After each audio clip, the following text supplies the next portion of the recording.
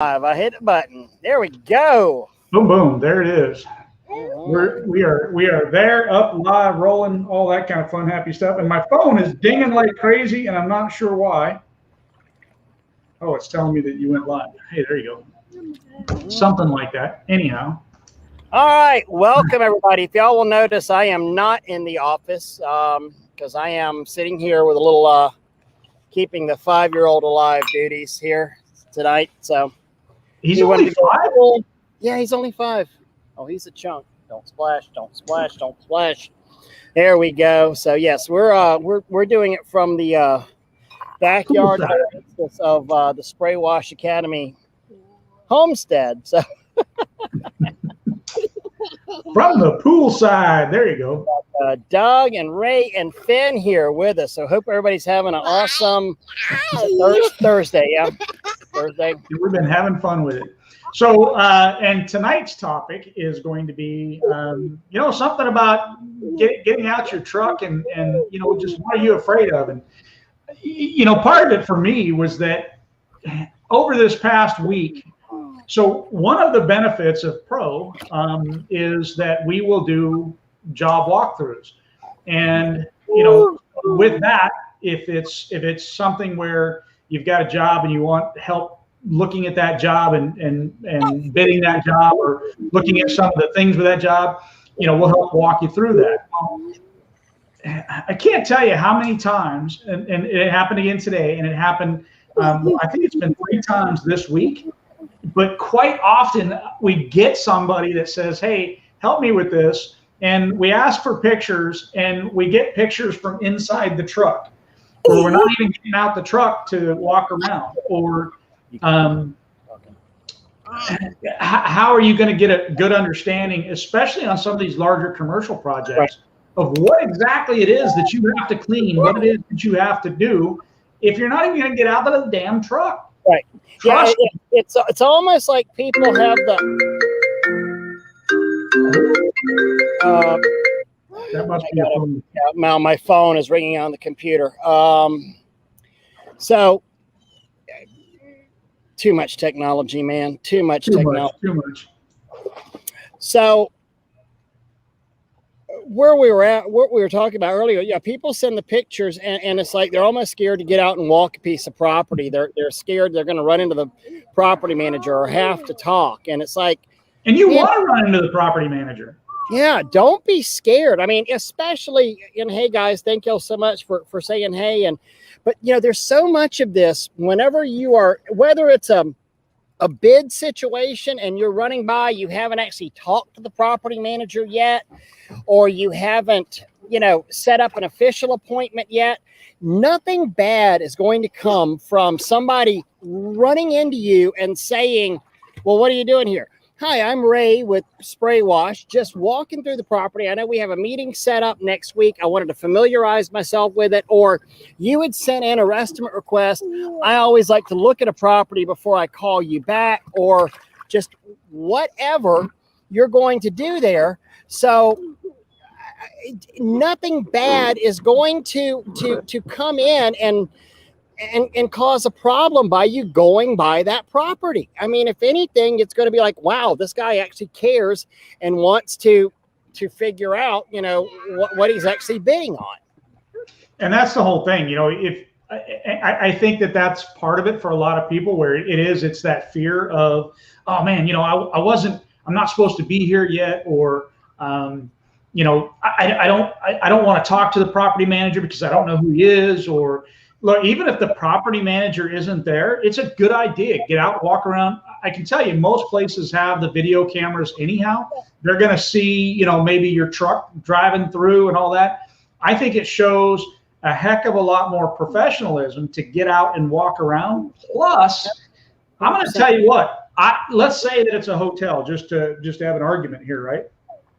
And the property manager or the person that you're dealing with isn't there, okay? And they're not normally there. But maybe the superintendent of the hotel is there, or the general manager is there, and they come walking out and they say, hey, can I help you with something? Because they weren't expecting it. And you get to tell them, oh yeah, hey man, this is who I am, this is what I'm doing, this is what I'm looking at.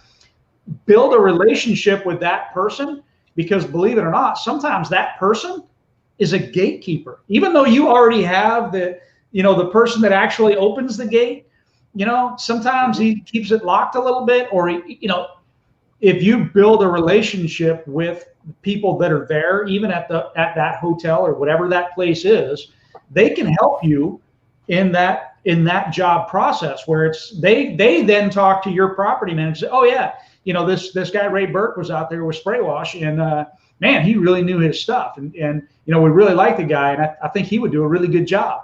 So even though you may be higher, lower, whatever, you may end up with that job just because you're building that relationship. You wind up actually making a personal connection that something. Get off wetness. Come on, you see you're dripping. All right, you're fine. You wind up making a personal connection with. You may meet the general manager out there. I mean, I've got one set of 3 properties. The general manager is absolutely say the anal retentive about walking his own grounds, and these are these are Marriott brand properties. There's a very good chance if you're on site, you'll actually meet him, especially as a labor type person, and he'll want to know, hey, what are you doing here? So this is an amazing thing. Like I said, nothing bad. I mean, somebody said, just hope you don't run into a Karen. Wild West said that. Yeah, you do have the chance of running into somebody like that, but I would venture, as a betting person, I would say 90% odds of it's going to work out in your favor by doing this, to have a chance encounter with them. Plus, then whenever you actually talk to them and you can say, hey, I noticed such and such. I noticed we're going to have to block off some parking spaces. I noticed that, there was this one strange door over there. Can we close that? Or do we have a city ordinance that all these exterior doors have to remain, locked during, Rich and Maria. Rich is sitting here saying, and wear a uniform. Exactly. I would not show up like this. I would have had a spray wash shirt. Nowadays, I'd have a crystal clean shirt on. I'm going to be in a uniform. It really helps whenever you have a logoed estimate vehicle as well, too. It's actually, I think most of the time, you hardly ever even really get approached in a, hey, what are you doing fashion when you have a wrap truck and you've got a company uniform on. They typically already know that there's a bid situation going on, or that somebody is going to be coming out to look at the property to clean it. And so you're less likely to get challenged, and you're more likely to get I'm going to say a praise, because I think, even if they don't come out and talk to you, they get that, hey, this guy came out and viewed the property ahead of time. So I don't think there's any real negativity to it. Even if you run into a Karen, you have to know how to deal with that Karen. I mean, that's just it. Tell her how great Kamala Harris is. That's all you got to do. Yeah, exactly. You and I were talking. Even if you're not, doesn't matter. Hey, I'm just realizing I got to turn my light on. Just the other day, I saw a video. I saw a video on YouTube, and 2 guys selling a course, and the guy was, oh, we never, ever, ever go out. We bid everything on Google. We don't ever meet homeowners. We don't ever, if we can't bid it on Google, we don't do it. And of course, buy my class and we'll show you how. I gotta say, that's one of the dumbest pieces of advice I've ever heard in my life, Especially on commercial. And I get, especially, I mean, all of this is about relationships. It's not about prices. It's not about, man, do you know how many jobs, how much other work I've gotten by just showing up and being there, and answering the damn phone, but showing people that I care, and hey, you've got hydrangeas right here. Hey, you've got, I mean it for residentials too. I mean, most of my high-end residentials, I'm showing up. Now, sure, there's plenty of it. I feel comfortable enough with myself. At this point. I mean, I'll put a party hat on and show up to anybody. Yeah. But I get it. A lot of times, And think about it. Even if you're doing the smaller style houses, if you're doing the $200, the $300 houses, why would you still not show up? Because it's practice. Mm-hmm. It's practice run for you. You know, I mean, you mess it up, Mm-hmm. you've lost a $200 house. You know, it is what it is. Yeah, that's one of the things that I like to preach about a lot, and that is if you were, I'm sorry. Sorry. Yeah, y'all do it. Y'all go do a webcast with a 5-year-old. See how it works out for you. I was not expecting that. I am so sorry. Oh. I didn't break. Okay. I mean, you know, Brendan's sitting there saying, you know, you have to show up in person for the upsales, Wild West. Absolutely. Brendan is sitting here saying, you know, not meeting face to face with their clients. It's what, you know, you and I talk about, especially like in the plant and property, you know, class that we're about to do in Atlanta. And I'm not trying to upsell this, but that is kind of a slick little segue into that. But this is why that Golden Corral is out there, and I can buy all I can eat for $14 that includes a steak-like substance, right? I can also go to Ruth's Chris and drop $300 on a meal, and I'm literally looking forward the next time I can afford to go back to Ruth's Chris, and I'm going, Golden Corral, you know, and it's. Which one would you rather have? One is food, one is an experience, you know. 12 years of business, 13 years of business. I mean, I have people whose houses I've washed 11, 12 times. Mm-hmm. We have customers that were valued in excess of $200,000 to $300,000 a year. This is because of the customer service experience that we give them. Not only that, but how many jobs, I mean, if you really look back at it and you say, you know, since I built a relationship with this one person, that one person led me to another person, which led me to another person. I can tell you, there's been several times when I've been out walking on a job site, you know, doing a sales presentation or just doing a walk around for the sales presentation, and the neighbor's outside, and I make sure that I engage that neighbor. So there's a lot of times I end up with 2 sales just because I went there. And I drive around the neighborhood. I get my truck seen. Those are things that help me build my business and to help me make more sales than just that one sale that I'm there for. Absolutely. I mean, you get. Hey, Finn. I need you to take the hose over there. You're splashing me, buddy. Sorry. I apologize. My guys. Sorry. I'm so sorry, everybody. We're taking my day off tomorrow, so we get to go out in the boat. Tanya has to go get him Crocs, and I wound up, and we have the scheduled, so we always want to be here. Anyway, it wasn't little twist in the whole evening. And Brett's loving it. She's sitting there in the background, just wait for it. Yeah, it's coming. This is, and I'm sure everybody here, they aren't listening to us. They're just saying, when does Ray get splashed in the, you know, shorted out? Yeah. But this is all part of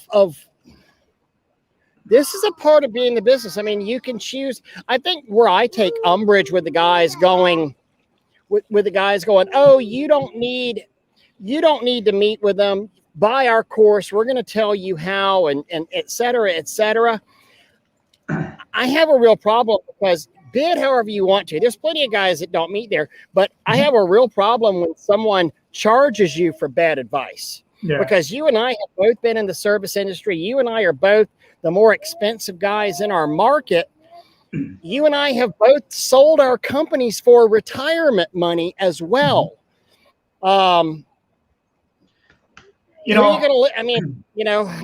I'm not sitting here trying to sell you a program saying, here's bad advice, follow this. And the thing for me is, I mean, this isn't the first service business I've owned. And I can tell you, I've owned other businesses and I've been successful with the other businesses.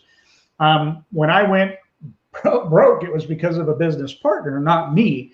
And, you know, it was one of those things that where I had to start over again and build another service business. So, if I can go and do it again, I mean, for me, it's in my mind's eye, I have a proven strategy, a proven Right. system, if you would, very simply because this isn't the first time. This is probably, so I had a home inspection business, did very well with that. I had a house flipping business, and did really, really well with that. But the house flipping isn't, I mean, really I was going to say that's not centered around customer service, but actually it absolutely was. It is. I would say 98% of it for me was customer service. I mean, we had to do some buying and selling. If somebody's buying something, believe it or not, it's centered around customers. I mean, it is. Absolutely.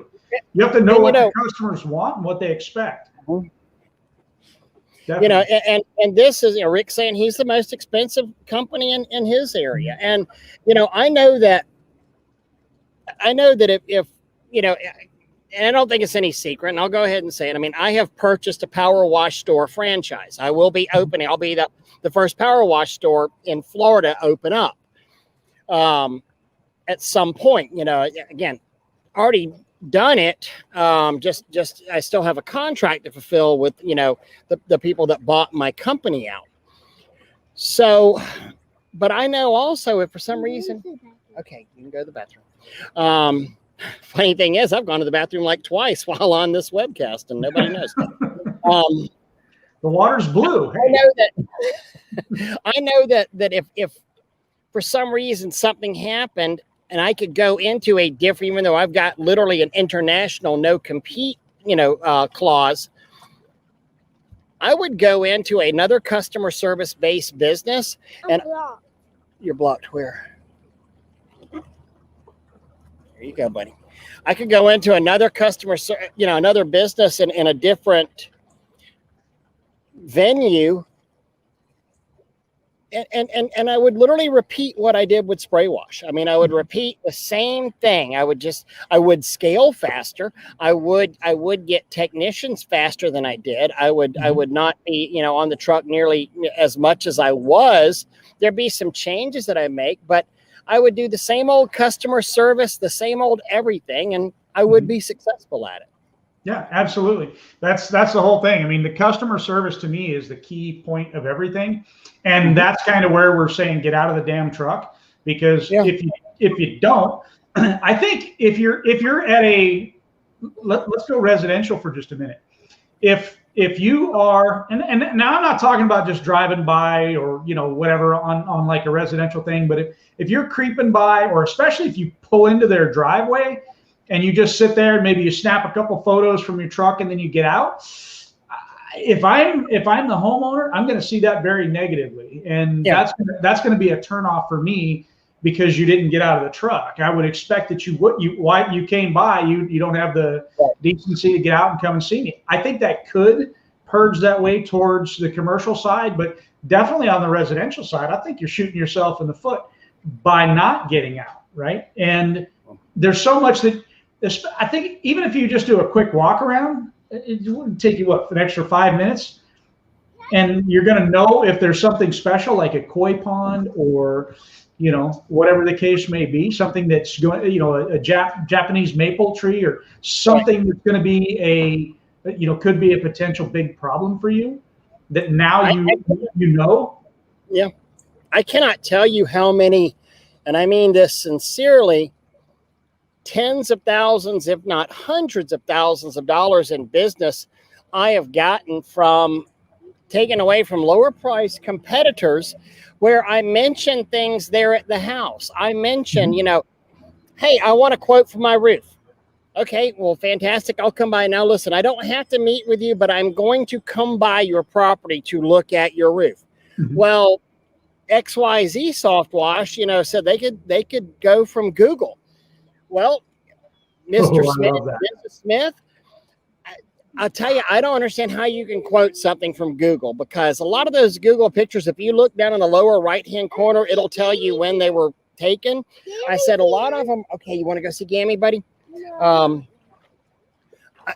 lot of those, pictures are 7, 8, 9 years old.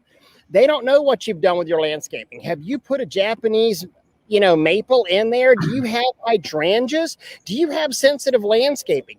You can't see that. Honestly, also, Mr. Buyer, Mr. Homeowner, there's a ton of roofs that we don't even recommend they clean there because they're degranulizing so bad. We're a cleaning service, not a time machine. Exactly. So if your roof is in such a bad condition that I think you'd be better off taking that $1,000, $1,500 and applying it toward the cost of a new roof, I'm going to be the first one to tell you that. Mm-hmm. And they're like, the homeowners are like, wow, the other three guys never said anything like that to me. I can't tell you how powerful that is to turn down a customer. Yeah. I mean, in a good, positive way. When you sit there and you tell them, Mr. Ray, I got to tell you, I think that your roof is just so far gone that you're probably better off to get a new roof rather than having it clean. I mean, I'm happy to clean it for you, but I want you to know that it's in really bad condition, in my opinion. Maybe you should have it evaluated by a professional roofing contractor before we clean it. I can't tell you how many times that has gotten me more work and better work. And sometimes they still say, yeah, let's go ahead and still clean it. I mean, I'm tired of looking at it, that kind of a thing. So yeah, honesty is immensely powerful. It's I love huge. It's absolutely huge. You also get to ask, I mean, and I think it's more important in person, asking about anything special that they may have, or noticing anything special, or if you're doing a walk around with them, whether it's a commercial building or it's a residential property, if you're walking around with them and they happen to say, oh, that right there, that's a plant that that came from my granddaughter that passed away, right. That kind of thing, and you should totally key in on that, write that down. Ma'am, how about this? We'll cover that, even though we expect no damage on your property. Everything we do is great, friendly, blah, blah, blah, blah, blah, blah, blah. We're still, I'm gonna go ahead. I'm gonna make notes in my thing here to make sure we cover that, take extra special care of that. I don't care what my price is. I probably just sold that job because I did the walk around. And if that commercial guy walks out and you're talking to him and, you get to ask him those other questions that maybe you wouldn't think of over the phone. You're like, hey, I'm noticing that thing on that window up there. Are these windows all sealed pretty good? It just gives you the better vision of what's going on at the property. 100%. I mean, it's like I said, nothing bad is going to come out of meeting these customers. I'll tell you something else. Even if you miss the bid, even if you meet a customer that's a royal jackwagon that you do not like, that is a Karen or is a male Karen, whatever that be, a Kyle, I don't know. You've still done yourself a favor by culling them out of your potential customer. Yeah, absolutely. Right there. Because, I mean, how many times do we get a customer and from the minute we meet them, we know that this is going to be a confrontational, adversarial, relationship. Go ahead and ask, MTH. But look, that's a really good point too on the Karen side of it. Okay, because for me, if I do run into a Karen, I would rather know before I sell the job than after I've sold the job, right? Yeah. If I sell the job at $1,000 and it turns out that I sold it to a Karen, I probably would have rather sold it for $2,000 or just flat not sold the job altogether. So I would rather know I'm dealing with a Karen. I mean, I literally have I don't have a problem at all overselling stuff with a PITA tax on it, and for those who are not familiar with the PITA tax is pain in the posterior region. Yeah. Mm-hmm. The anal cavity. Yep. Yeah. So I mean, I've told the story dozens of times about, one of the guys that I had, he knew he was paying the PITA tax. I mean, he knew, and he paid it every single year for several years. I think he finally got tired of paying it, but it's now the K tax. Yeah, but I mean, it is something that you need to think about. And for us, look, it may not be in your design of your company to go out on every bid, and that's okay. And that's not even necessarily what we started off talking about. But more, if you're going to go there, let me back up and go this way. If you're going to call or you're going to post online and you're going to say, I need help with this job. I need help with this thing. Take good pictures and a lot of them. Okay. Let me also go this direction. If you don't know something and you're asking people for help about it, the more pictures you take, you don't necessarily know which pictures to take. So take all kinds of pictures, because digital. You don't know which picture is going to save your butt. Yeah. Yeah, but one of them might. So there's even one right now going on with the Hardy sighting, right? I would have personally liked to seen a closer up picture of that Hardy sighting. There's another one with with an EVE system on it, a drive it type system, and I would have preferred to see a closer up picture to get a better understanding of what's going on with that particular issue, right? So taking lots of pictures, and the ones that you take from the truck, I really can't see squat. I might as well get on Google and do the drive around on Google. So if you're gonna go online to ask for help, or you're gonna try to get with Ray and I to get help, pictures are get out, walk around, get us those pictures so that we can help you. That's the whole point of it, right? Mm-hmm. So Brian's question was, buying a perfect condition Toyota 4Runner, want to wrap it and use it as a daily runner. Should I call accountant tomorrow and fill him in? Probably so. I mean, you know, I would say if you're going to buy it for the business, go ahead and pay for it out of the business. I mean, a good accountant can figure out how to run that through and how to make it a write-off. And obviously it's going to be a write-off. But for liability purposes, I would absolutely take title to it in the business name itself. Yeah, I would, if that's the case, I would take title in the business name. I would insure it commercially, all that kind of fun stuff. And then one of the arguments that we're going to get is going to be that, well, yeah, but if I insure it on my commercial policy, it's going to cost me more money. Well, no, yeah, I get it. But at the same time, by wrapping that truck, I would all but guarantee and write you a check that says you're going to get business off of that truck if it's done correctly. So yeah, it's going to pay for itself. It's totally going to end up paying for itself, and it's going to pay for the extra insurance. And what you don't want is to get caught with your foot up your butt that, hey, I didn't have the right insurance, and the insurance company just decides for whatever reason to not cover it because you were using it for commercial purposes and you weren't paying for a commercial policy. Right. Absolutely. I don't want to get stuck. I don't want to get caught in that kind of a situation. Absolutely. I don't want to, Mm-hmm. And, something else that, whenever you think of absolutely great salespeople, and whenever you think of the people that are amazing at what they do, so much of it is practice. I mean, it's, the more you get out and see these customers, the more you get out there and go on these sales appointments, the more you get out there and just swing by for an estimate and run into someone, the more comfortable you're going to wind up being over there. You wind up being incredibly comfortable at it. That's why you can walk into any place and start talking and bring up a conversation. So, and what better to practice on is a small house versus a big house. Absolutely. You've got to get yourself comfortable with talking to people, because that's what business is all about. It's all about talking to people. I'll say when I kind of started off in life,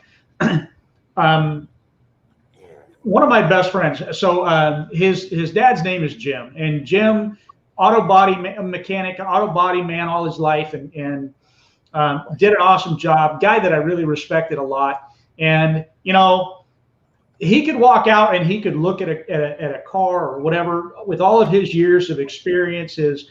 He bought this van one time that somebody had taken a hatchet and just chopped it all these holes. And he could walk up to that thing and he could look at it and he could say, yeah, this is what's going to happen. He knew. He was brilliant in his trade, right? And so for me, that's where you've got to get to, where you could sometimes you can walk around, and after doing that so many times, you learn so much about your own trade especially if you're going to be the guy that's off the truck eventually or getting there, you want to be able to lock all that experience into your head and into your brain so that you can walk around real quick, pick up all those things and know that, hey, okay, this is what needs to happen. This is what I can get done. Right. And all the issues that you're going to run into in that process. So many good comments coming in right now. Yeah. Rich, he's mentioned about Company Cam, and boy, what a great tool out there with the Company Cam. Teak had asked the question, what should the range of the wrap be? For those of y'all familiar with our, mine and Tanya's old spray wash trucks out there, those were considered 3/4 wraps. We didn't wrap the hood. We didn't wrap all of the front fender on there, but it was a 3/4. Those were typically anywhere from $1,500 to $1,700 for us. Full wrap, I've seen them as much as, $5,000, but probably more $3,000, $3,500 is a better, area to be in. And really, those fees should include the design as well, too. Yeah. So for me, like, I know one of the last trucks that we did, I think it was like $1,500 for a, for like a pickup truck, and doing, again, more of a 3/4 wrap than a full wrap. And then my big truck was almost $5,000 for the, the wrap on the big truck. So anywhere between, depends on the size of the truck, depends on area, depends. But I would say that's right, $1,500 to, if you're going up into a box van, $5,000, maybe $6,000. But $1,500, $2,500 for a pickup is probably the norm of what I've seen. Couple more, and RPC just said this, what we had mentioned earlier. You have no idea. Well, you actually do have an idea of that Google. That Google is not most likely up to date, though. It's at least a couple of years old, but yeah, I've seen them 9, 10 years old out there. So at least they're getting better too. And on a lot of the Google Street Views, it'll even tell you what year that's from. And I'm going to tell you what, if it's not within the last 12 months, I want to go out and see. What can happen in 12 months? Absolutely. And then you can try to match it up to the aerial photos as well, because the aerials tend to be newer than. Yes, the aerials are newer than the actual street view on there. And, and you're right, RPC is people are getting lazy. Technology is so making people lazy. And I dare say that nowadays the customer service experience is even more important with the advent of technology, because we hear it all the time about, hey, you're the first guy that did this. You're the first guy that did that. I had the pleasure of sitting in on a couple of Tanya. We just had coming in with Crystal Clean. One of the industrial sales managers came by to meet our top accounts. So I went to a few of those, where, just to sit in on the thing. And it was very, very humbling to hear these people talk about the customer service that we offered. In fact, one of them, I said, hey, what'd you think of the satellite utilities plant that we did? And he goes, hadn't even been over there to look at it. And this is a project we did probably a week and a half ago. And, not a cheap project, probably $2,500 or so. And then all of a sudden he caught himself and he says, well, that's what I'm looking at. That's what I want to explain to you about my relationship with these guys. If they tell me it's done, I know it's done. I don't have to go back and check on them. Mm-hmm. So if on these other services, you're telling me, you can offer the same kind of customer service, man, we're going to do a lot of business together. And keep in mind that there are some people who are the exact opposite. I mean, so there are lots of times, we would sit there and we would be talking to them over the phone, on that initial phone call, and we'd say, yeah, we'll be sending somebody by, and they'd be like, really? I mean, you can't just do this by Google.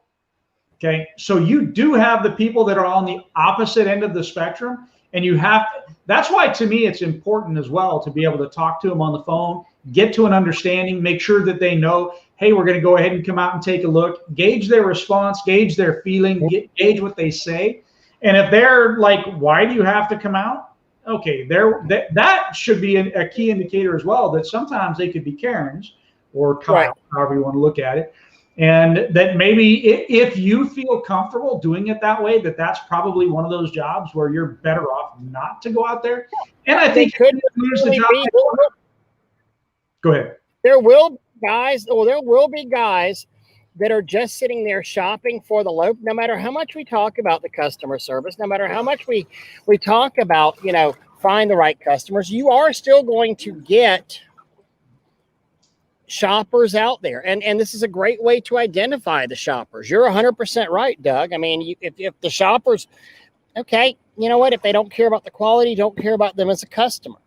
And but I'll tell you this too: if you're a year and a half, 2 years into business, and still every call is like that, the price shopper guys, either one, your marketing is wrong, you're really attracting the wrong person, or your sales skills suck. One of the two, And you shouldn't keep getting that dialogue. Just with the dialogue, the little scripts that it's not a script that's written down, but what, I rolled off of my head, what you rolled off of your head earlier. This is how you train yourself to maximize those sales. This is how you're training yourself to win, for lack of a better term. Wild West, just so you know, it must be you, because I'm not seeing any buffering going on, anything like that. But I'm gonna tell you, I am gonna back this. I'm gonna go back, and I'm going to, at the 35-minute mark of this live, I'm gonna take that little snippet of the recording, and I'm gonna make it go into a loop, and I'm gonna put some earbuds in, and I'm just gonna sleep with it like that, because it's Doug. You're 100% right. Doug, you're 100% right. Doug, you're 100% right. Hey, look, I'm gonna give you all another little thing to think about here, and that is, Google Images are updated on a regular basis, especially like the satellite views are being updated regularly. Okay. Think about that for just a second. Think about that. Hey, hi. Think about how powerful that can be for your business, and why. Why? Think about it. Think about it. Because if they're updating those images every year, it seems like that they're updating these. This is something I started to do right before I sold the company, and I encourage you to do this, right? Get your Google image of whatever big project you're getting ready to do and save it to the file. Take that image, take a screenshot of it, save it to the file. Next time you happen to be floating around that area and you remember, and you see that the image has updated and now it's got this clean roof, boom, take that same picture again. Now you have Google imagery that shows the before and the after. I love it. We've done a couple of them that way, and I can see the actual difference right there that now I can use even in my marketing aspect. So absolutely, 100%, 100%. Yep. I used it for a long time in my marketing, but one of our key accounts, we were there so often. I had 2 trucks actually there working during a Google image on there, and I would show, I would be in meetings, and I had it saved on my iPad, and I'd be flipping through and be like, how much I'm at X customer? Literally, I'm on the Google satellite view. Here's a spray wash truck and here's a spray wash. And they're like, oh my God, that's crazy. I was like, yeah, well, they use us a lot. A lot. I can tell you, I was out yesterday. I'm buying a building, and the building that I'm buying, me and I've got a guy that is going to do some work on the property for us, and we were going around, and he's got this app on his phone that is I can't remember what he called it, X something. Anyhow, X mark or something. I can't remember what it is, but I'm like, yeah, I'm not exactly sure where the property corner is. And he goes, oh, it's right here. And he's standing there with a dot, and he says, look, it's right here. And I'm like, I didn't know that they had that already. I mean, I knew that they could pretty much show, but he's like, no, this is satellite. It's zooming in. I got the app. This is right here. This is where it's at. Right. That's some pretty cool stuff. So MTH says, the only stuff I'm bidding in person anymore is the recessed properties Google Street Cam can't get to. Hey, you know what? That's okay, because you know why? It's your company to do whatever you want. I believe that you're probably missing out on opportunity. That's my belief. That's the way I do it. But it's your company. You do it how you want to do it. And I don't think it's the wrong way if you're doing it how you want to do it. But also Brian's been in business, a while too. He's not, new guy on the block. So, I mean, Right. he kind of knows exactly what the heck he's doing, Mhm. I'm going to take this one right here. Just getting started, learning about everything you can. Friend who has an 18-wheeler who said he'd be a customer. What's the method for an 18-wheeler and how would you quote that? 1, I don't know. 2, I wouldn't. I do not do fleets. I mean, that's something very specific about fleet washing. It's something my company has never done. And stop splashing. You get crazy. Stop splashing. And this is just what, I don't do that. But look up fleet washing to find out processes on that, I already know exactly how I would do that too. I don't do fleet washing. No, I would contact Steve Hill, Power Wash store in Mississippi. Steve Hill is a big fleet wash guy, and he's got the right chemicals for you. He's got the right knowledge for you. Steve Hill is who I would reach out to if I had a fleet wash thing that I needed to do because I had a great customer or whatever. Booyah! I would call Steve Hill and I would fix my problem right then and there and not have to worry about it. Yeah, no, Steve can help you. I'm going to put that in the chat box here. Mm-hmm. And Steve actually lives right down the road from Fleetliner, and they're still a customer for his, and he does work for them, even though he owns, a power wash store. He still does, work for them all the time. We're pushing the same button there at the same time. Do I say anyhow too much, Gene? Is that what you're trying to say? Anyhow, let's move on. All right, what's the next one? Yeah, so Steve Hill, Power Wash Store, Tupelo, Mississippi. He's the fleet wash guy, and definitely, man, that's the way to go. That's who I would contact to get me going. If that's, again, he's going to know what chemicals to use. He's going to know pricing wise to be able to help you out. Maybe might be in a different area, but and he's a heck of a great guy. So, and really and truly, I mean, keep in mind, one truck is going to be hard. Most of these guys that do fleet washes, they're setting up, between 5 and 20, tractor trailers at a time and washing them on a Saturday or Sunday and really just kind of going down the line, and they get very systemized doing that.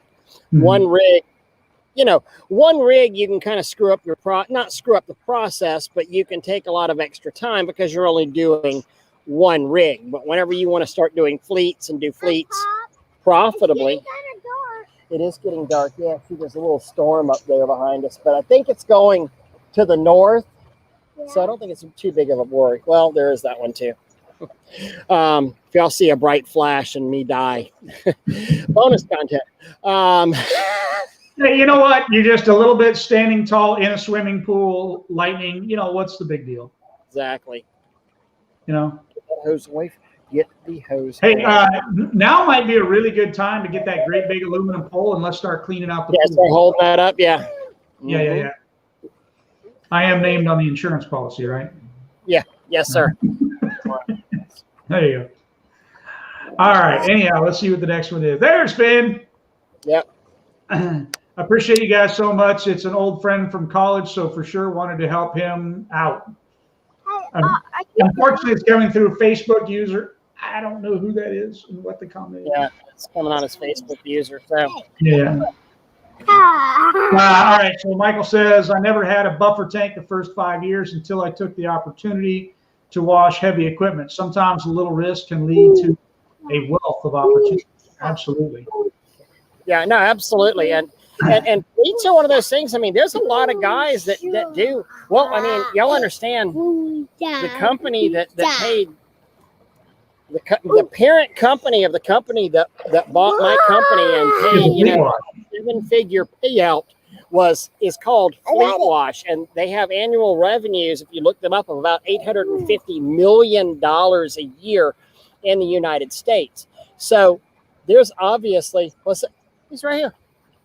There's obviously some huge money in fleet washing, because fleet washing is also one of those things that they do on a regular basis, over and over and over again, weekly or monthly. I mean, that's, when we start talking about customers, that's where we really want She thought you were holding his head under. Yeah, Rick is sitting here. Rick Nyes is talking about he's got some great information here. Dealership car washing, 2-man crews, 100 cars in an hour. Yeah, and that's moving, but that's good money too. I mean, if you're only charging 50 cent a car, well, no, not 50 cent. I mean, like $2. I think I've heard somewhere between $2 and $3 a car, but I don't know. You're making decent money there for a 2-man crew. So I want to address this one, Michael. You're wrong. I am gonna tell you you're flat wrong. Just so you know, you're looking at a guy that's been hit by lightning. Honest. It actually went through me to the ground. It hit the crane that I was working with and went through me to the ground. It does not hurt for a second. It hurts for a very, very long time. It's like, your whole body just gets this, and it's like the most intense workout, and it lasts for, I don't know, probably good 2 weeks. I was sore. Really? Yep. Interesting. It was an interesting thing. So, there's that. Okay. Anyhow, let me switch to the banners here. Don't forget, at the huge convention, we're going to have the plant and property protection class. We're also going to have a basic introduction to soft washing and roof cleaning class. Both of those should be good. And then also, if you are a pro member and you have not signed up for the last class that we will have there, then do so. That's the rig building class with Jason Ayers, and that is free to all pro members to begin with.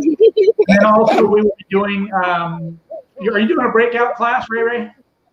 I think I am. I haven't seen that yet. Whether I am, I would assume I am, but yeah. Yeah. I know I'm doing a breakout class on getting past. Matter of fact, somebody had made the comment up way earlier. I'm going to see if I can find it real quick. It's the one that I popped up. See if I can find it. Come on, walk up. There it is. So Charles had said, I'm stuck in the truck. One of the classes that I'm going to do, the breakout class that is included with your ticket at the huge convention, is about getting past that one curve, right? That place where it seems like a lot of guys get stuck and just they're either in one truck or they get to the second truck, but they can't get beyond that. They can't get past that second truck. So that's one of that is the breakout class that I'm going to do, which is getting past that second truck, because it's something that that it's a roadblock for us, and a lot of guys we need to figure out how to get past it, and that's what we're going to discuss in that. And the breakout class is included with your ticket price for the huge convention. Well, and Charlie had a time, he hired like 5 technicians earlier, and unfortunately all of them let him down, and it sucks, and it is what it is. And unfortunately there's not but he and his wife are absolutely killing it. And they've between the use of the virtual assistants and some of his back end office stuff, they figured it out how to be extremely profitable with themselves. So I'm really, really proud of them. They do an amazing job. Yeah. But yeah, I mean, and that's something you have to understand as the business owner. What's your risk aversion? What's your willingness to have risk and to not have risk? Mm-hmm. And where do you want to go or not want to go? Yep, absolutely. MTH, he's asking about saying he want to do fleets of winter because between, unit enclosed heated trailer, feel like I'm another year removed from research and build. Ironically, and even though I'm in Florida, I'm in North Florida, and it still gets somewhat, we've got a crying 5-year-old. Even though it gets somewhat cold here in the wintertime, that's when we started out our hood business. I would give you this warning. Any business that you want to start out part-time, except for Christmas lights,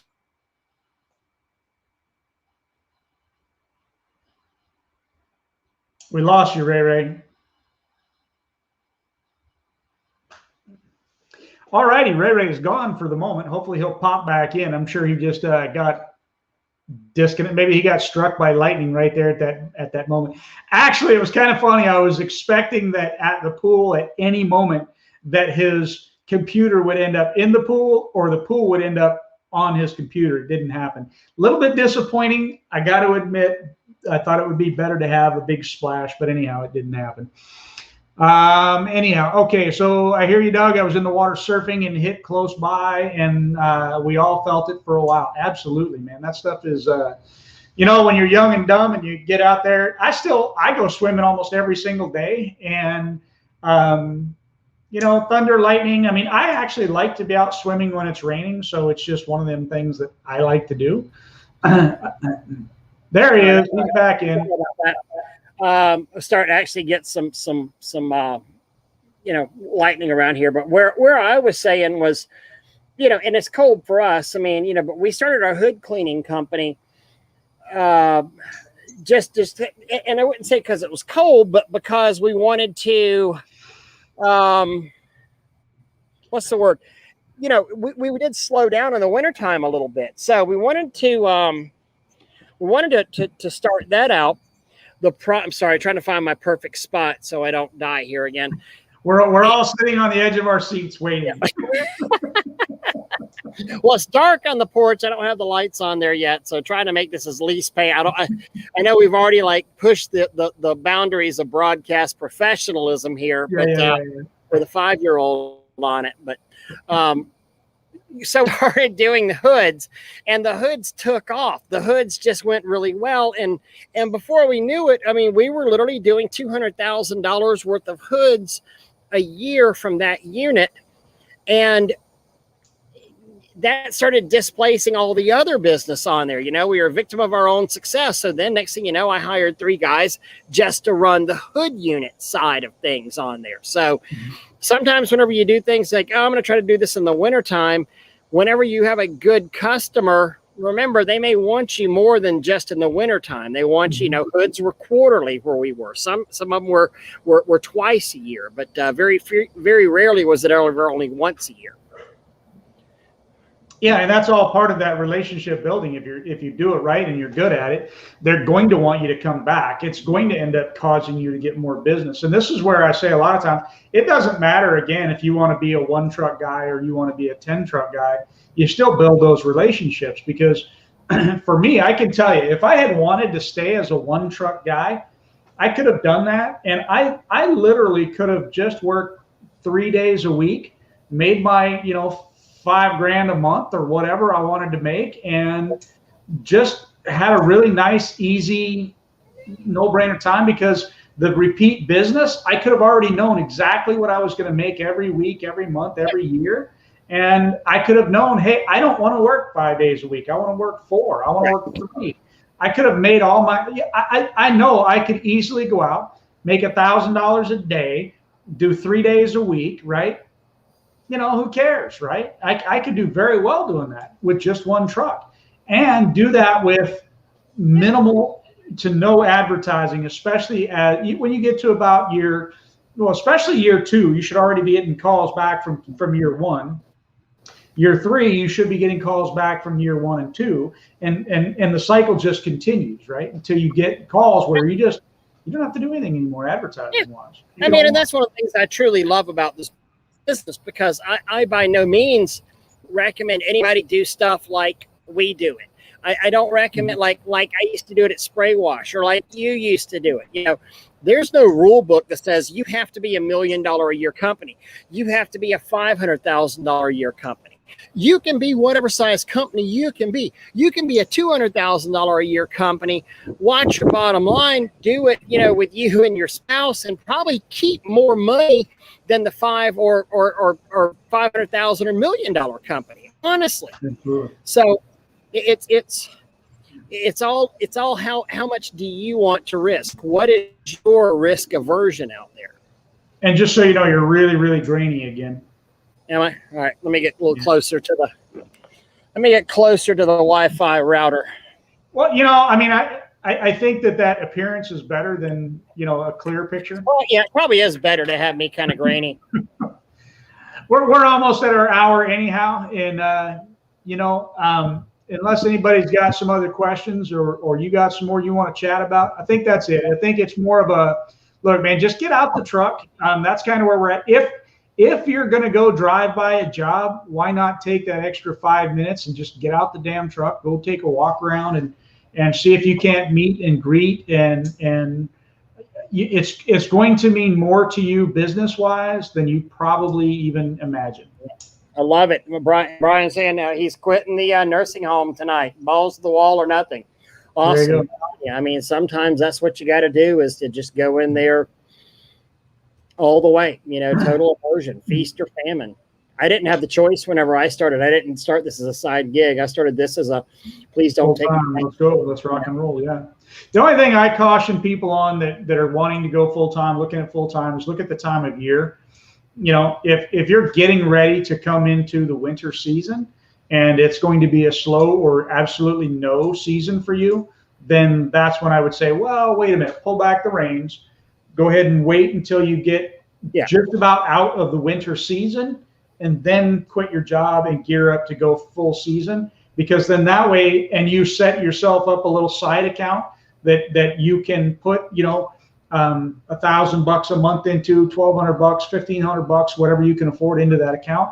That way, when you hit the winter time for that next year or for that year, you've got a way to continue to pay yourself and never stop working on your business at that point. Even if you've got no business, don't quit working on your business. Work on your trucks, work on your marketing, work on the things that are going to build relationships. If you've got big clients that you work for on a regular basis, hey, man, take them out to lunch every now and then. Have good, meaningful conversations with them. I know one of my best customers, I consider them friends even. And, I knew about his I noticed that his muscle seemed to look weird. We were sitting there, we were having lunch, and he's a stocky guy. And I'm like, what's going on with your arm there? And so it had turned out that he had pulled the muscle off, so the muscle literally fell. It was just sitting there, and he had to go have surgery to put it back, I guess they drill a hole in his bone, stick the muscle in there and seal it, whatever they do. I'm not. Yeah, really it's they actually, they drill I know it really well. They do an incision and they reach. Yeah, trust me, I know it. Yeah. But that's what I mean though. Building relationships, that's the only way I knew, and I had that conversation with him. It's not just about business. Sometimes we'd go to lunch and I'd say, I got nothing for you. I needed an excuse to take somebody to lunch, and you were the excuse. So build those relationships. I'm sorry. You know what, Mike? My apologies. I thought it was Brian. I suck. I'm a horrible person. My bad. We say that about you pretty regularly. Yeah, I know. A lot of people do. Yeah. Anyhow. Yep. I thought I didn't think it was Brian, but I'm like, Ray's smarter than I am, so it's got to be right. Anyhow, glad that we proved that not to be true. I love. Charles got it right. Absolutely. You know what? And I'll get down off that ladder every time. Mm-hmm. And I'm you know what, MTH, you're not who I thought you were. I still love you anyway, and you're awesome. So, Michael Evans. I delivered pizzas at night and stuck my cards on the boxes. That's awesome, man. Yes. It also helped me learn my way around the area. Persistence solves all. Stick with it. I absolutely love that, man. You know what? So what if they fire me? Just give me a good reason to start my own thing up and go for it. I love that. That's an awesome one. So, Gould. But you clicked at the same time I did. Yeah. What size generator you need for a Gould's booster pump? I would go ahead and get something in the 6,000 watt range, because a 4,000 or 4,500 watt will run it whenever it's in new, good condition. But as those impellers start to foul with the calcium and the sodium dropout on there, it draws more of an amp. It has more of an amp draw on there, and it'll start tripping more regularly. So we had a lot more success with the 6,000 class generators on there.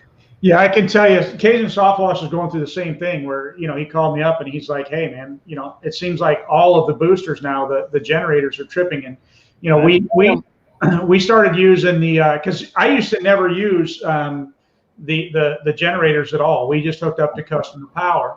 And we did switch over and we started going with inverters. And the inverters, we went with a 2200 and then we went with a 3300, I think. Right.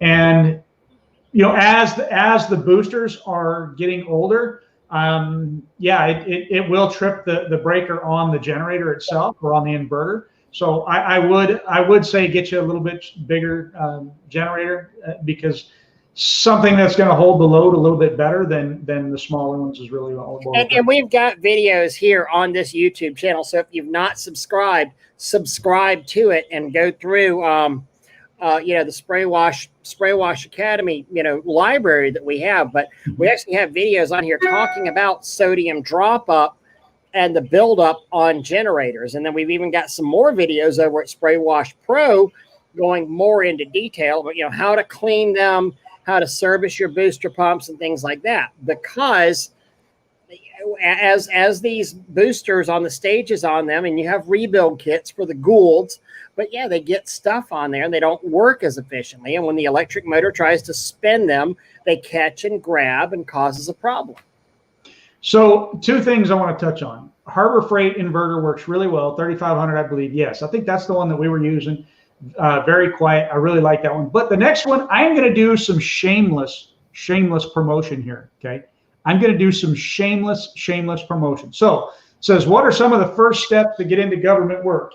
The very first step to get into government work is to go to the huge convention, sign up for the plant and property class at the huge convention by the Spray Wash Academy, that guy and this guy.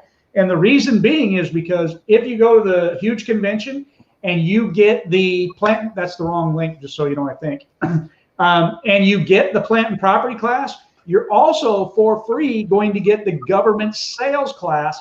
And to me, that's a very valuable tool. I mean, what's the sticker price on it? It's $349 right. for the government class, but you get it for free with the plant and property class. And if you're a pro member, you get it at half price anyhow. That to me is the first place to start. And then the second place to start is going to be, how does that go? Goya? Yeah, exactly.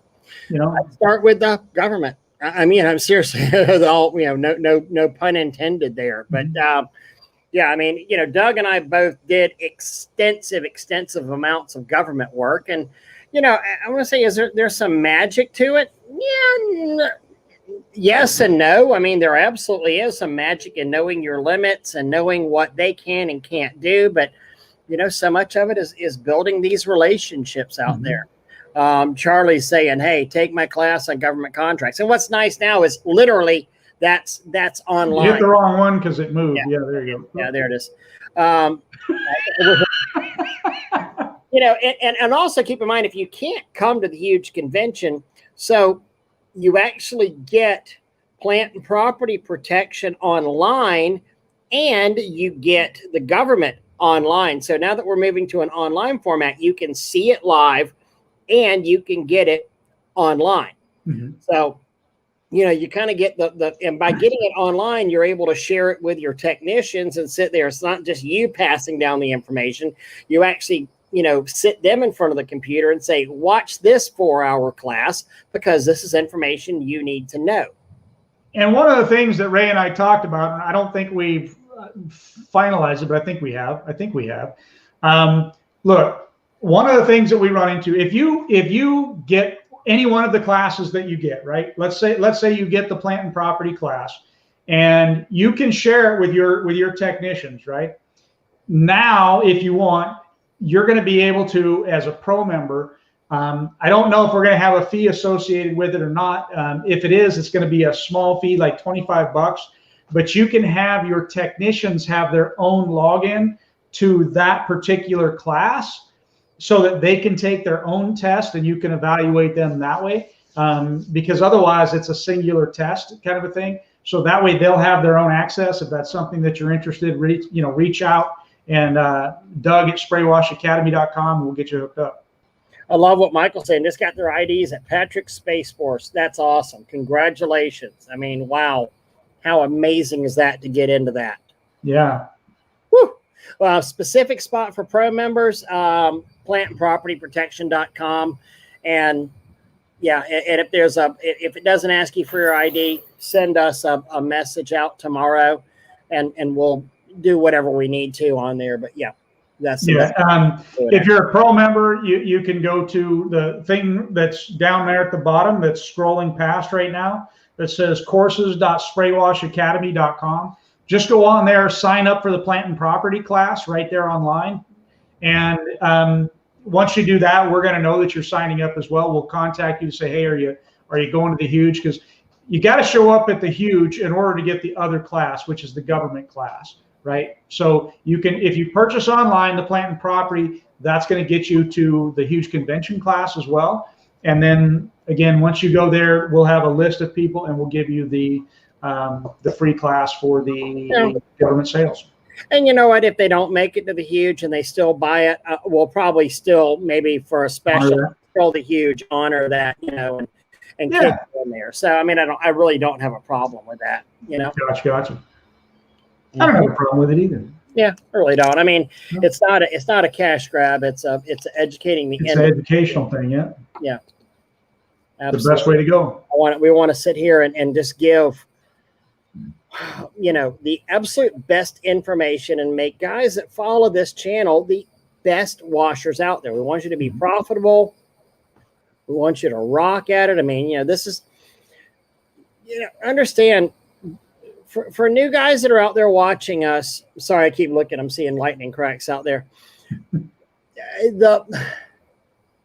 Doug and I both came up hardcore in this. I mean, this is not something, we were both losing our butts on things and how we started this. And we came up, ugly, dirty, and hardcore in this business and kind of called out there a little bit as a fellowship thing to help this. I mean, because we want to see people do well. And one of the reasons we did Spray Wash Academy, and this isn't a new thing. I mean, we started Spray Wash Academy, 5-6 years ago. We got really tired of the bad information that was out there. There's so much crap information online, and it's just getting worse. One of the things that I think I hear the most, and I don't mind hearing it. I mean, it doesn't get old. Yeah, it gets old, but is the same. Well, you guys are you guys are the problem. You're growing the industry. You're bringing in all these new guys and all that. And I'm thinking to myself, they're coming anyhow. That's number one. But number two, would you rather have somebody educated helping grow the industry or somebody uneducated taking the industry down, right? Because that's what happened a lot with the pressure washing industry, is that it became known for a lot of damage. And I don't want the soft wash community to get that way. Not only that, but I think both that guy and myself have true hearts. And what I mean by that is simply that we really do want to help people. And for me, I remember looking back on it going, oh, crap, I killed that.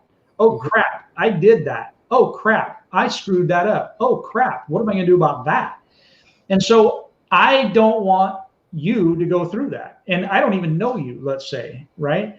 And why would I want to do that? It's because I feel like we just have good, hearts and souls. You get sappy as you want, whatever, but that's where it comes from. And for me, it was also really about lifting up the industry, right? If the industry is looked at in a really negative fashion, oh man, yeah, soft washing, you don't want that because it kills all your plants. Soft washing, you don't want that because it ruins your window frames. Soft washing, you don't want that because, man, it just streaks up your windows. Okay. Yep. I don't want to sell against somebody with a bad experience soft washing, other than being able to sell my value in knowing what it is that I'm doing. But still, it's something I don't want to. It's harder. That's a harder hill to climb than somebody that has no idea, right? I was that guy, in my town that was at 7 figures a year with 4 to 5 trucks running around. I would get calls at least 3 a month, sometimes more, of people going, could you come out to my house and look at this? I see your trucks everywhere. Obviously, you're an expert. Could you please come and look at my property? Yes, ma'am. We'll be there. Not even and go out as a courtesy call, and it's where XYZ or ABC Soft Wash has come out and literally nuked the people's properties. I mean, they've stripped off the coating off of window frames. They have killed every living, plant in their flower beds. I mean, they've done horrible, horrible things. And I'm thinking, okay, I've got a pretty small metro market area. I mean, the Leon County metro market, so a 5-county area, is about 345,000 people. I ain't a big place. Keep in mind, if it's happening here, it's got to be happening in other areas too. And there's a lot of ding-dongs out there that don't get the proper information. They don't understand plant and property care. Hell, I see it all the time. I mean, there's 2 guys that actually have forums, 2 different forums that I'm thinking of dodos that are out there.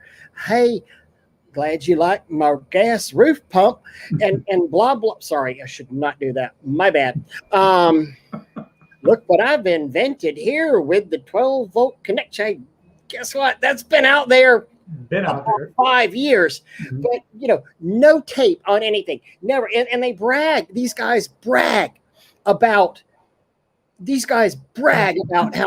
they can wash this 2,500 square foot house in 15 minutes. And you literally see them spraying over outlets, and then they go, well, that's outside. It's smoked up, but that's not my fault because that's the customer. That thing should have been waterproof because it's outside. No, jackass. No, you have a sacred obligation to your customer to try and protect their property. Exactly. We all know that waterproof ain't necessarily waterproof. If you and there's none of them that say waterproof. They say water resistant. But yeah, let me do a shout out to Michael for his 60th birthday. Happy birthday, Michael! And look at this. At his 60th birthday, and he said he's been doing this for many, many years. I still climb, and I'm still learning. And man, that's exactly it. If you're not learning, then yeah, there's something wrong with you. You should be learning every single day. And he's learned more in the last 5 years than the 23 before it, mostly from you guys, thanks to these forums. Appreciate it very much, man. Properties like your own. Treat properties like your own. You and I at the plant and property protection class, we actually pulled out, the last time we did it, we pulled out a waterproof outlet and we said, look, here's what the fine print says on here. On the receptacle itself. On the housing, that it says, hey, you have to install caulk over here. You have to, otherwise it will not be water resistant. And that was just for water resistance. How many times have you seen an electrician put caulk anywhere? I rarely ever see caulk, unless the only time I think I have ever seen the receptacles caulked is after they were installed. The caulk is put on the top. Right. But if you read that thing, it says on the back of it, if it's not on a smooth surface, you caulk that thing before you install it. Yep. I never, ever see that. Ever. No, you don't, But the guys are literally sitting there with the audacity to tell a customer. All right, buddy, I'll be in just a minute. Thank you. No, what? Dinner's almost over. Dinner's almost over? You're about to not get no food. That's all right, Ray. We're over the hour anyhow. We should probably skip. Just one more real quick here. I mean, oh my God, neon light ballast. Absolutely. How many times have you fried things like that? I have. 100% I have. And it's just it's sinful that guys are willing to sit here and sell a dream and a prayer and go, oh, buy my class, it's real easy, or buy my roof pump and my manifold system, and it'll make you work faster. But they don't ever discuss I want to do a customer over and over and over again. I don't want to sit there and tell a customer or lie to a customer and say, oh, that's your fault that outlet blew. That's your fault, not my fault. You need to go back to your electricians and talk to them. I think it's crap. Yeah. I think absolute crap. I think it's amazing how some of the guys think that it's absolutely not my fault. It's absolutely not my fault. Yeah. That thing was supposed to be waterproof, and I'm like, dude, you look at it. There's not even a cup. the little metal covers that cover the regular outlet. long It's holes a right regular there, and you're going to outlet say, on a 1960s house. No, it's not waterproof. Promise you. and then they're going to say, well, it's not up to code, and yet it's a 1960s house, and it is up to code for 1960 when it was built. You know, so and not only that, but we're not spraying water. Soap makes water wetter. Tim Hazelton says that, right? And he's right. And if you fry it, it's your fault. It's not the guy that installed that thing's fault. It's your fault because you should have taken the basic precautions and at least slapped a piece of tape over it. Yep. I find a lot of ignorance in those that don't. And I mean, I get it, but there are some receptacles that may not need to be covered. I can agree with that. I can understand that. But even on the back side of every single one of those ones that are the ones that look like they're completely sealed units, it's where the water goes behind it. That's where the problem is, right? And so even just taking a single piece of tape right there could solve so many problems. And why you wouldn't do that, I don't understand. Hey, what's happening, Chris? Hope you're doing well, buddy. Yeah. Chris came to Tallahassee and took plant and property and the basic soft wash class and all that good stuff. Hope your business is rocking out for you. But yeah, I mean, hell, we've seen the video. I mean, we show the videos. You and I show the videos of grabbing the outlets and pulling them in and out. And you're right. It never comes. I've never gotten water in a clamshell case. I've always gotten water behind the clamshell case that was supposed to be waterproof. Yeah, absolutely. When it's smoking from behind it. Usually, it's not because it got water inside. It's because it got water behind it. Behind it, yeah, absolutely. That's the problem every time. All right, Doug, let me get in there and eat before they start throwing my dinner away. So sounds like a plan. We've had a great night. Hey, I really, really appreciate y'all. And again, thank y'all for your time. And again, sorry for the craziness with the kid in the pool, but I enjoyed that one. Anyhow. Yeah, T. Jordan just said here. It's Han said, Han, here's one. How about had a stroke? Cut slack. Paramedic works with them. Scary moment. Yeah, I mean, even though you tape them up, I mean, even taping up, you will still fry an outlet every now and then. Imagine what would happen if you didn't tape them. Yep. T. Jordan said it was working before you got there, but not after you left. It's your fault. 100%. There you go. 100%. Yes. That's it. I'll tell you what. You can sit here and let me give you another example. Sherwin-Williams paint. Sherwin-Williams paint, the organic pigmented paint. And it might be Sherwin-Williams' fault for using crappy organic paints, but I'll tell you what. The property wasn't speckled with bleach before you came. It was speckled with bleach after you came. Guess what? It's still your fault. And I'm going to go one further on that. And that is, if the whole house is speckled, or if more than this one section is speckled, it really is your fault. Now, I can throw an argument out there for your test area, but if you have any suspect at all, this is one of the things that I'm teaching now is that, hey, when you spray a little bit here, go do something else, come back, rinse off, and make sure that there's not a problem because we're running into it more and more, right? I see guys that they talk about, hey, I'm in and out in 45 minutes, okay? So in 45 minutes, and they haven't covered receptacles, they haven't this, they go around, they spray the entire house, and then they go around and they rinse the entire house. And then they go back and they find out it's organic pigment paint and they ruin the whole house, but it is not their fault. Or they do that crap in the middle of the summer and they let the bleach dry on there and they oxidize the house. They oxidize 3/4 of the house because they've literally let the bleach dry on that property. Yep. I thought there was another comment on here that was spray and pray. There it is. Yep. Charles put it up there. Spray and pray. All right, brother. Let me get off of here. I'm gonna sign off. So thank you guys very much. And Doug, you can finish it up here, okay, buddy? Yeah, that's it. We're done for the evening. Greatly appreciate all you for turning out. And again, hey, if you got time to go to the huge convention plant and property class, as well as the basics of soft washing and roof cleaning, and then the final one, which will be the rig building with Jason Ayers for pro members, free to pro members. Sign up. Courses.spraywashacademy.com. Appreciate y'all. Thank you for listening to us. And you got Doug Gore, Dougie Doo out of here.